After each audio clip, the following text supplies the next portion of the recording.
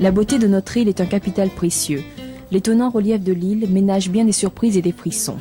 La Réunion est un mélange de bleu et de vert unique au monde. Derrière l'île à grand spectacle ou encore l'île intense se profile une réalité économique moins attrayante. Deux mots, crise et emploi, taches de noir, ce tableau bleu et vert qu'offre notre île. Le taux de chômage est 3 fois plus élevé qu'en métropole et l'âge est un facteur discriminant. En effet, la menace la plus importante concerne les jeunes. Le chômage des jeunes représente environ 55%, car le système économique est actuellement dans l'incapacité d'accueillir tous ces jeunes. Ce contexte fait oublier qu'un secteur est porteur d'emplois à La Réunion, celui du sport et de l'animation. La France est pratiquement l'un des seuls pays européens à proposer dans ce secteur des formations débouchant sur des diplômes d'État. L'explosion du sport est un phénomène socio-culturel. Il se médiatise et envahit les secteurs de l'économie. Les fonctions d'animateurs socio-éducatifs ont donné naissance à toute une famille de métiers en pleine phase de développement et de professionnalisation. La boxe française, pourquoi? C'est grâce à mon professeur de mathématiques, parce que tout simplement parce que les mathématiques ne marchaient pas. Et donc je me suis inscrit dans un club de boxe française à Saint-Denis. Et petit à petit, je me suis intéressé, premièrement parce que à cette époque-là, c'est vrai que venant d'un milieu défavorisé, donc le sport m'a apporté une satisfaction personnelle, ça m'a apporté moins de frustration, donc ça m'a permis vraiment de m'exprimer à tous les niveaux. Ensuite, l'occasion, une opportunité s'est présentée. Il y a un DTR, CTA de l'Île-de-France en région parisienne m'a découvert à La Réunion au cours de son stage. Et il m'a proposé d'aller au championnat de France.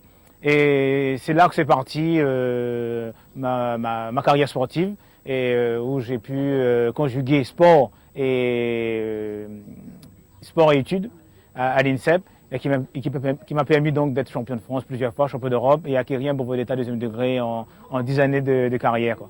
Et que quelque part, beaucoup de jeunes ont besoin des fois d'être accompagnés, soit financièrement, soit d'une façon psychologique dans la vie, pour réussir plus tard une carrière sportive, voire socialement, quoi. Et en 84, donc, j'ai eu mon admission à l'INSEP, et étant très curieux, je me rends compte qu'il y a la loi du 16 juillet 84 de Edwige Javis, à l'époque ministre des Sports, et qui donnait justement, qui permettait l'accès aux études supérieures aux athlètes de haut niveau qui ont séjourné plus de 3 ans sur la liste. Et ça me faisait ma 3e année, et étant champion d'Europe, meilleur français, meilleur européen, donc c'est comme ça que je suis arrivé à m'intéresser, et n'ayant aucun diplôme en poche. C'est pour ça que là je parlais de conjuguer sport et études, n'ayant aucun diplôme en poche, j'ai dit c'est vraiment la porte qui m'est ouverte, et pour pouvoir passer des diplômes. Et puis, en faire mon métier, c'était vraiment l'occasion de réussir sportivement, mais aussi réussir son réinsertion sociale après le sport. Et comme j'aimais beaucoup le sport, et j'ai vu là un moyen pour moi de faire un métier pour pouvoir enseigner mon art à d'autres jeunes par la suite. Et je crois que je ne me suis pas trompé, parce que c'est venu véritablement, mes espérances se sont concrétisées par la suite. En 1985, le Conseil général avait arrêté un certain nombre d'athlètes de haut niveau pour représenter la Réunion, en leur octroyant une bourse d'athlètes de niveau trimestrielle et des bourses selon leurs résultats obtenus, chose qui existe jusqu'à maintenant. Et donc, je faisais partie de ces athlètes-là. Et moi, en recevant ce contrat, j'avais envoyé un courrier au Conseil général, au président, la personne, pour lui dire que je le remerciais de cette volonté. Mais pendant ma carrière de haut niveau, je n'ai pas eu vraiment de véritables problèmes financiers, parce qu'on était déjà pris en compte par la fédération, par le ministère. Donc je l'avais conseillé, demandé, qu'est-ce que vous comptez faire? Leur donner une bourse pendant leur carrière, c'est bien, mais moi je vous donne une idée, est-ce qu'il ne serait pas possible de les employer justement après leur carrière sportive? Et on m'avait répondu favorablement en me disant que lorsque je passerai à La Réunion, de venir les voir. Et lorsque j'étais passé, chaque année, le Conseil général avait des thèmes, c'est-à-dire l'année de l'enfance, l'année de la femme, l'année des communes. Et moi, je suis arrivé dans l'année des communes. Et pendant l'année des communes, on avait besoin d'animateurs sportifs départementaux pour redynamiser les structures sportives, pour rencontrer, essayer d'apporter des solutions aux problèmes de la jeunesse. Et moi-même, étant un relevé donc de l'insertion sociale par le sport. Donc petit à petit, en tant qu'animateur sportif départemental, j'avais travaillé sur les communes. Et petit à petit, on m'a récupéré pour emmener au bureau des sports pour suivre le projet insertion sociale par le sport. Donc c'est comme ça que je suis arrivé au conseil général. Et dans le Réunionnais, je me dis pas regarde-moi, mais je dis, il y en a trop d'exemples pour dire comme ça, ne réussit pas, le Réunionnais ne réussit pas. On a une jeunesse ici pleine de volonté et tout, mais nous la perdons en affaire, c'est-à-dire nous la perdons le goût de l'effort, ne veut pas parlementer, ne veut pas demander renseignement quand il faut. Parce que on est tombé on est encore devenu plus assisté qu'avant. Et il faut qu'on nous sorte de ce fait noir-là, parce que nous sommes capables de faire aussi bien qu'un autre. Un jour, un jeune tellement motivé, il m'a dit, Dranazar, tu sais, nous, tsunami ne fait là parce que nous voulons venir comme vous.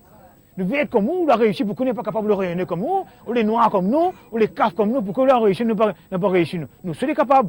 Eh bien, il m'a dit, Dranazar, ouais, le bourg, il ne veut pas réussir là. Eh bien, autant, il efface son numéro de sécurité sociale. Vous voyez ce que ça veut dire, ça? Ça veut dire qu'il n'a pas lieu d'exister, c'est n'a pas une responsabilité dans la société. J'ai passé mon baccalauréat littéraire, donc lettres modernes, il y a maintenant une vingtaine d'années. Et mon désir à l'époque, c'était de quitter Lille. Je suis allé en métropole pour préparer des études de psychologie. Donc c'est ce que j'ai fait à Montpellier. Montpellier parce que dans le sud de la France, il fait bon. Ensuite, parallèlement à ces études-là, comme j'avais quand même pas mal de temps, j'ai fait des études d'histoire et de droit. J'ai fait une formation aussi aux États-Unis, toujours dans le domaine de la psychologie. Donc, ce qui m'a permis d'élargir considérablement ma vision des choses, qui devenait donc une vision beaucoup plus globale et beaucoup moins centrée sur le micro-local. Mais le fait de toucher un peu à tout, d'avoir un registre d'outils à sa disposition en termes juridiques, psychologie, etc. J'ai préparé entre-temps une licence en sciences de la communication. Ça permet aussi d'avoir une certaine approche des relations entre les gens.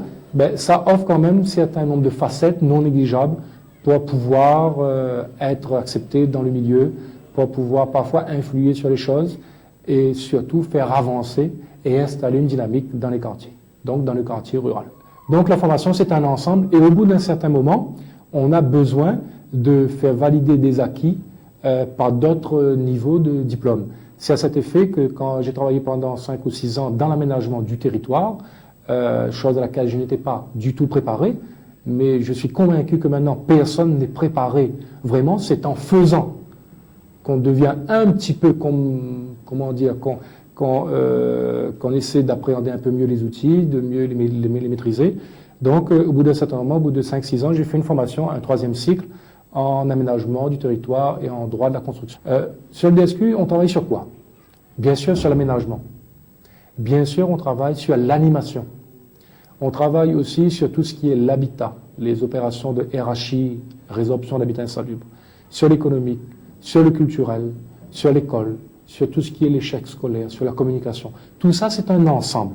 L'animation, ce n'est pas forcément uniquement l'animation socio-culturelle réduite à sa plus simple expression. C'est un ensemble d'interventions qui ont pour objectif de faire en sorte que les gens participent à l'aménagement de leur quartier, participent au devenir de leur quartier, participent justement à la dynamisation de leur quartier. Chef de projet, il y a une connotation technique, administrative, que je ne réfute pas, mais qui n'est pas forcément la mienne. Je pense que le rôle animateur, c'est quelqu'un qui, avec la population, qui essaie de faire passer des desiderata de la population vers des niveaux décisionnels. C'est ça qui est important, c'est de faire le lien.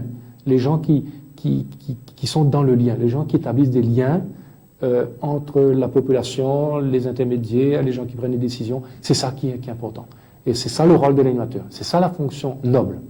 Donc savoir écouter, être disponible et être disponible, voilà. Il faut avoir une formation générale la plus large possible. Pas forcément une formation technique. Technique, c'est bien aussi.